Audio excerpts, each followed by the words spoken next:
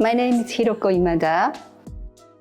I am a printmaker, painter, and site-specific installation artist. I came to London in 1990 to study at the Slade School of Fine Art.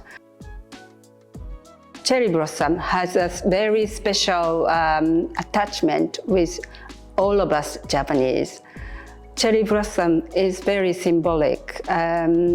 It only probably blossoms about just 2 weeks in the entire period. But when it blossoms, it's so beautiful.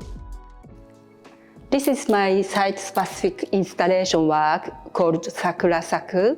It means cherry blossom is blossoming.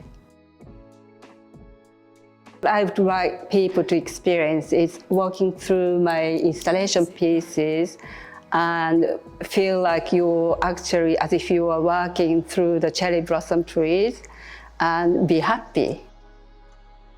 Mary Watts is also the graduate of Slade School of Fine Art and very, very well-established woman artist. And I really feel very privileged to work in the spot that she actually created her works.